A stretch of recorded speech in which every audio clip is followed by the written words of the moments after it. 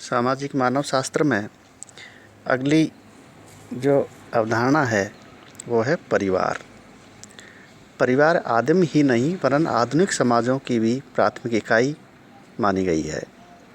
परिवार के बाद वंश, समूह, गोत्र, भ्रातृदल तथा द्वैध संगठन, टोटम समूह आदिम समाजों में महत्वपूर्ण स्थान रखते हैं।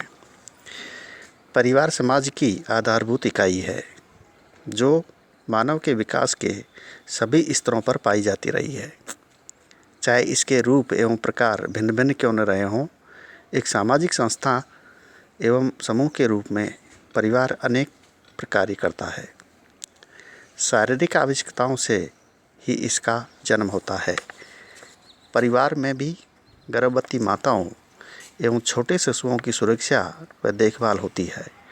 परिवार ही काम की स्वाभाविक प्रवृत्ति को ध्यान में रखकर यौन संबंध और संतानोत्पत्ति की क्रियाओं का नियमन करता है और भावात्मक घनिष्ठता का वातावरण पैदा करता है। यह नवजात शिशु का उचित पालन पोषण, शिक्षा दीक्षा, समाजीकरण और आर्थिक तथा धार्मिक कार्यों को भी पूर्ण करवाता है। स्त्री पुरुष का यौन आकर्षण जब विवाह के रूप में समाज द्वारा स्वीकार कर लिया जाता है तो वह स्वतः ही परिवार में परिवर्तित हो जाता है। मैलिनोवस्की का कथन है कि विवाह ही नातेदारी व्यवस्था का फाउंटेन हेड है। विवाह से एक नया परिवार अस्तित्व में आता है और परिवार और विवाह सार्वभौमिक संस्थाएं हैं और इनके द्वारा ही समाज अपने सदस्यों के यौन व्यवहारों का नियंत्रण करता है। यदि ऐसा न हो तो समाज में अव्यवस्था पैदा हो जाएगी। परिवार की स्थापना द्वारा यौन तृप्ति समाज द्वारा स्वीकृत विधि है। इसलिए लूसी मेयर लिखते हैं, परिवार का कानूनी आधार विवाह है। वैसे तो हमें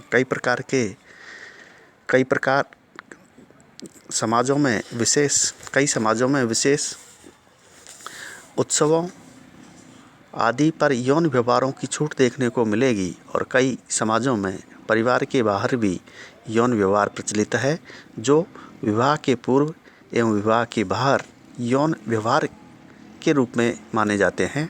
प्रत्येक समाज में इस प्रकार के नियम है जो ये बताते हैं कि यौन व्यवहारों की स्वतंत्रता किस सीमा तक होगी या उनका नियमन कैसे होगा। परिवार में व्यक्ति अपनी यौन इच्छाओं की पूर्ति नहीं करता वरन नए प्राणियों को जन्म देकर मृत्यु को प्राप्त होने वाले सदस्यों के रिक्त स्थानों को भी भरता है तथा समाज की निरंतरता बनाए रखता है। बोहनन का कहना है, परिवार लगभग सभी स्थानों पर यौन क्रियाओं के नियमन और समाज के नए सदस्यों की भर्ती के लिए उत्तरदायी है। इस प्रकार परिवार ही नए सदस्यों को जन्म देकर समाज की निरंतरता बनाए रखता है। आदिम समाज से ही मानव अमृत की खोज करता रहा है। इसके लिए उसने अनेक जड़ी बूटियों व रसायनों का भी सहारा लिया है, किंतु परिवार के रूप में ही मानव को अमृतत्व प्राप्त हुआ।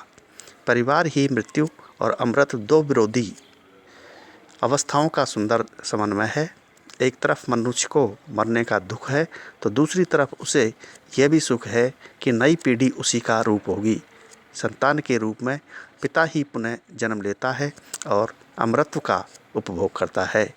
हम यहाँ इसी परिवार को अधिक स्पष्ट रूप से समझने के लिए उसकी कुछ परिभाषा और विशेषताओं का भी बात करेंगे।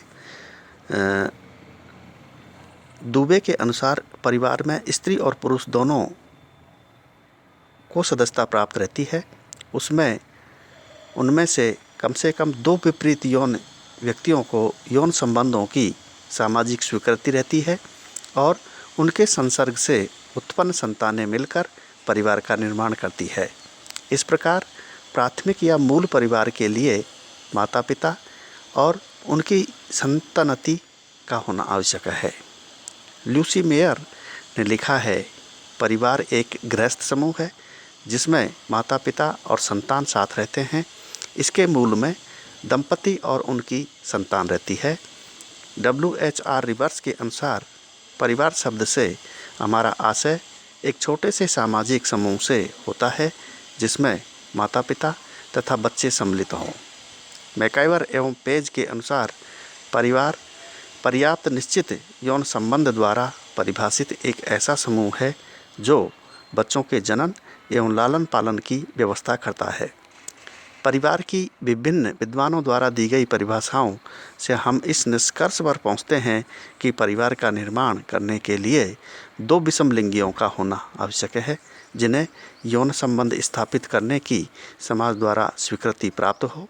दूसरे शब्दों में परिवार के लिए पति पत्नी का होना आवश्यक है, लेकिन केवल पति पत्नी से ही परिवार का निर्माण पूर्ण नहीं हो जाता, वरन इसमें उनके द्वारा पैदा किए गए बच्चे भी सम्मिलित है।